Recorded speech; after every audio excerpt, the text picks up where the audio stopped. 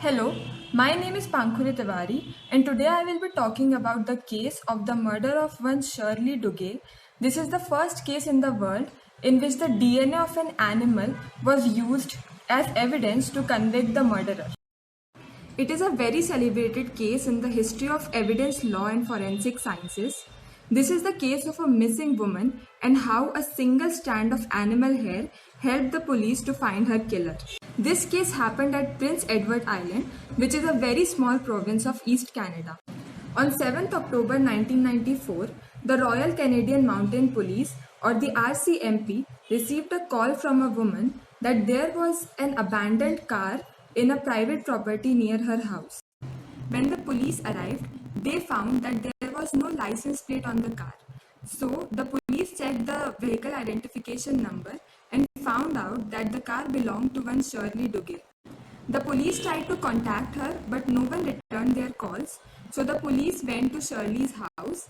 There, they met Shirley's father, Melvin Duguay, her children, and their babysitter. The police told them about the abandoned car. They told the police that the 32-year-old mother of 5, Shirley Duguay, had not been home for 4 days. The babysitter also informed the police that Shirley had gone out to run some errands and had promised to be back in 1 hour. When the police asked them that why didn't they report her missing, Shirley's father informed the police that Shirley had her 3 children with her ex-common law husband Douglas Leo Beamish, and if he got to know that Shirley was missing, he would come and take the 3 children with him. Also, Shirley had been known in the past to take off and return after some days.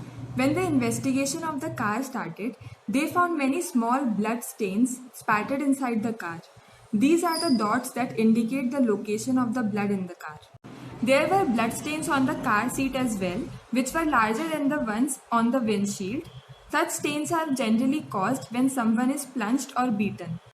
During the search for Shirley's body, the police found the pillow on which Shirley sat while driving. The pillow was also soaked in blood.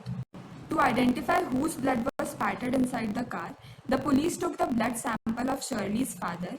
It was found that the blood in the car matched 50% of the DNA of Shirley's father, which proved that the blood inside the car was Shirley's.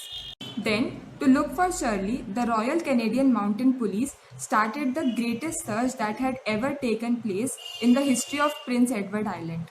The police found a shovel nearly half a mile away from where Shirley's car was found. The shovel had 2 long black hair attached to it.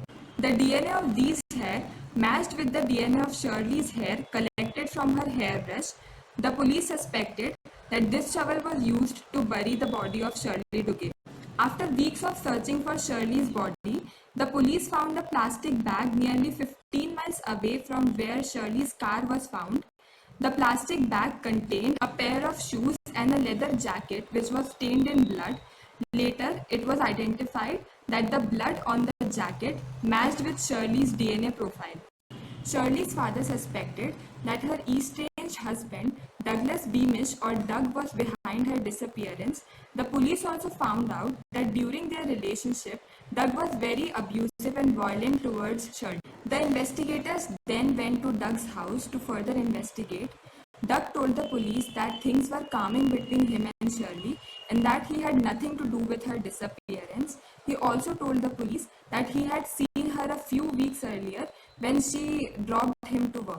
While investigating, police asked Doug the size of his shoes and he answered that it was 9, which was the exact same size as the shoes which were found by the police in the plastic bag.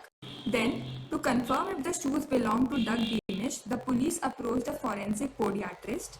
He told the police that while walking, we all make pressure points on the sole of the shoes, which is unique to every person. The police obtained a warrant to take the impressions of Doug's feet by putting them in styrofoam molds and then pouring plaster of Paris in it. After the molds were taken, they were compared with the shoes which were found in the plastic. The podiatrist found that Doug had hyperflexed toes, that is, they turned upward a little, which led his nails to touch the inner lining of the shoes. They also found that Doug had pronated feet, that is, they turned inwards. These completely matched with the wear patterns of the shoes found by the police in the plastic bag, which led the police to believe that the shoes were worn by Doug himself. But Doug said neither the shoes nor the jacket belonged to him. When the investigation of the jacket started, it was found that 20 white hair were attached to the jacket. When put under the microscope, it was found that it wasn't human hair, but it was animal hair, as human hair had thin medullas as compared to the animal hair which have thicker medullas. The constable who went to interview Doug remembered that there was a pure white cat named Snowball in Doug's house. Investigators then started looking for ways to scientifically find out whether the hair on the jacket belonged to Snowball, as this would eventually prove that the jacket belonged to Doug and that he had committed the crime. For the purpose of conducting these tests, the police contacted a number of experts, but they found out that forensic testing on cats' hair had never been done anywhere in the world before. The police finally found Dr. O'Brien, who was a genetics at National Cancer Institute of Genome Research in the US. Dr. O'Brien asked for blood sample of Snowball. The hair that contained the root was cut into pieces and put in a buffer solution that dissolved everything apart from the DNA. After the research and comparison, it was found that the DNA and STR profile of the hair found on the jacket totally resembled to the DNA of Snowball. The only way this could have happened was that it came from the same cat. But the case wasn't over yet. Another important question arose before the scientists was that since Prince Edward Island was a small and isolated place, there might be a possibility of inbreeding between the cats, and there might be another cat having the same genetic profile as Snowball's. If this were possible, then the DNA match between Snowball and the hair on the jacket would be useless. To negate this possibility, blood samples were taken from 20 different cats from the Prince Edward Island, and after thorough examination, it was found that no other cat had the same DNA signature as that of Snowball's. Even the possibility of the hair found on the jacket being of any other cat than Snowball was 1 in 45 million. This proved that the jacket was also of Doug. After 7 months of Shirley's disappearance, a badly decomposed body was found near the Enmore River by a fisherman.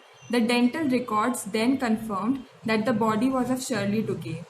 Autopsy showed that the cause of death was blunt force trauma. Later, the police also found a picture of Doug wearing a leather jacket identical to the one that was found by the police 1 day before Shirley's disappearance. Doug Beamish was then arrested, and on 19 July 1996, he was convicted of first-degree murder and was sentenced to 18 years in prison.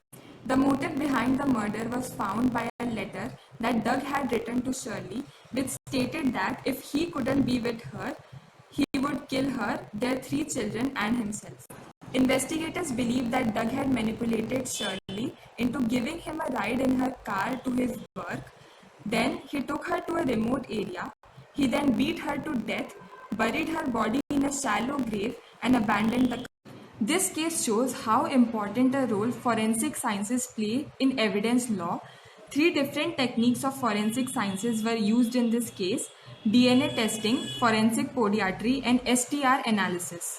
The DNA of every human being is unique, and hence it is an important source to detect and solve crimes, find parentage of a person, etc. DNA can be collected from various body parts like hair, blood, saliva, etc. In this case, DNA testing helped in finding that the blood in the car belonged to Shirley Duguay and that the hair on the shovel were of Shirley's.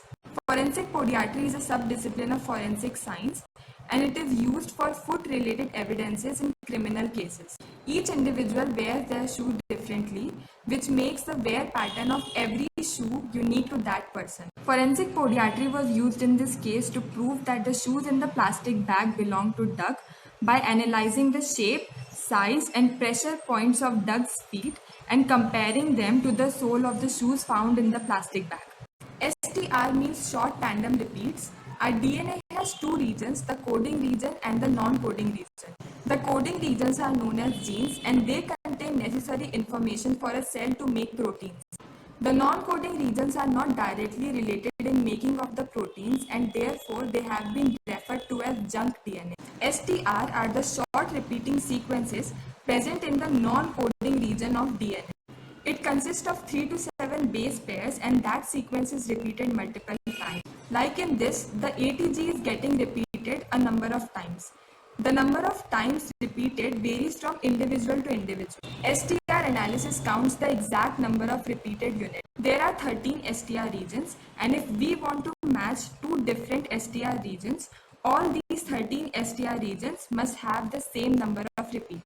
In this case, we use this method to match the STR region of Snowball and the hair that was found on the jacket, and it was concluded that the hair belonged to Snowball only. When the STR analysis of other 20 random cats was done to confirm that the hair belonged to Snowball only, no other cat had the same pattern of repeats, which helped the police to successfully solve this case.